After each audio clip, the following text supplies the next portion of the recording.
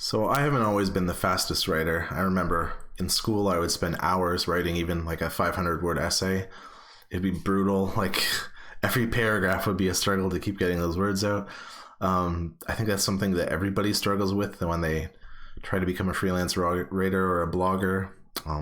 There's very few people that are just naturally amazing writers, but getting really fast at pumping out content is something that you have to get good at if you either want to make like a really successful blog for yourself or you want to earn money as a freelance writer. So there's a few tips that I would recommend to help yourself speed up your writing process. The first thing is to have a topic and any keywords that you want included in mind when you start. I would try and batch things out. So find like an hour or two to set aside and kind of brainstorm maybe 10 or 20 things that you can write about at any time. So you just have a list ready to go. When you sit down to write, you just pick a topic and you write it, as opposed to you sit down and then you're thinking like, what am I going to write today? And then you might waste half an hour just doing nothing but trying to find a topic. So if you do that ahead of time, then when you sit down, you just get straight to work, and it's a lot more productive that way. And ideally, if you can pick a topic that you're familiar with, that's the best, because then you can write off the top of your head. You don't need to do any research. So that's always fastest. You can just pump it out from knowledge. But if it's from like a client that you have, then they probably give you a topic. It may or may not be something that you're a total expert in. In that case, you'll have to do some more research.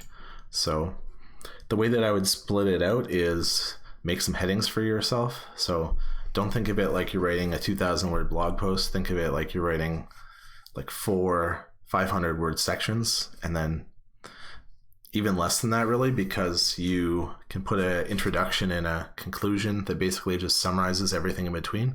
So I would write all your main content, and then you can go back, throw an introduction on, and throw a conclusion on. Each of those can be about 100 words. So those basically 200 free words in your blog. That's just recapping what you've already written. So that's it. But basically, yeah, I think that you're writing like 4 mini blog posts as opposed to one big one. I find that helps really chunk it down, as opposed to you just sit and there's this overwhelming task that you have to write like 5 pages. Just split it out. The other thing is just focus on the writing. Don't proofread and don't edit as you go. That'll really slow you down if you're thinking about your word choice. Or I'm still pretty bad at that. I'll catch myself if I make a typo and go and correct it. But if you're really serious about that, even if you make a typo, I would just wait and go back later. You're probably going to run it through something like Grammarly anyways. So just write and do all of your editing and proofreading at the end. And before you get started in terms of like research, I would Google your topic or your main keyword, and then look at the top, I would say like 3 to 5 search results that come up in Google. That'll give you a good idea of what to include in your article, because obviously those articles are already ranking successfully in Google. So, they're doing something right, and that's kind of the information that people are looking for. Like I said, your introduction and your conclusion is basically 100 free words each, just to summarize the main points. Like I've mentioned before, you should be writing conversationally. That's how blogs are written. It's not like an academic style, so it doesn't have to be super formal.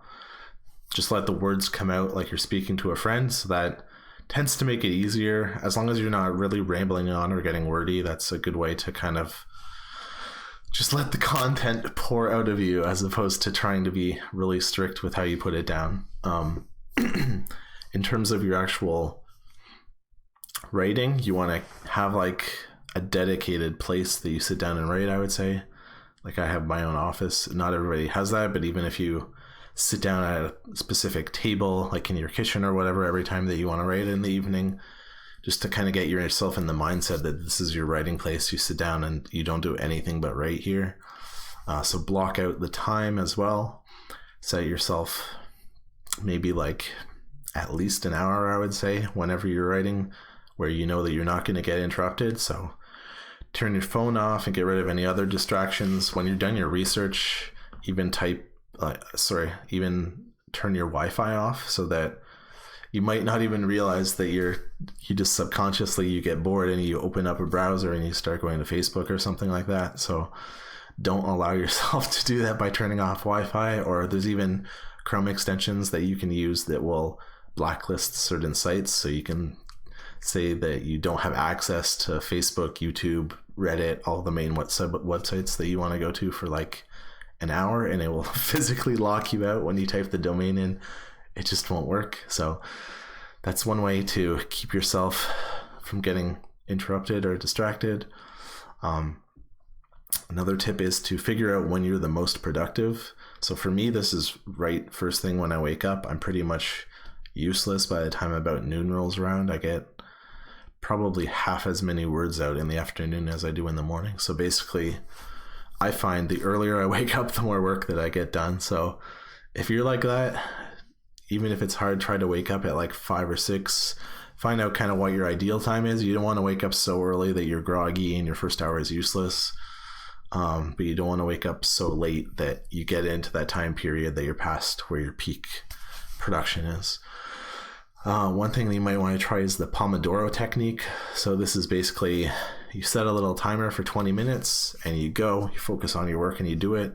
And then you get like a 3 to 5 minute break in between. And then every couple of chunks, you get a 15-minute break just to break things up. I do something kind of like that. I'm not that strict with it. Basically, I'll sit down and I'll write a whole blog post, whether it's 1,000, 2,000 words, whatever.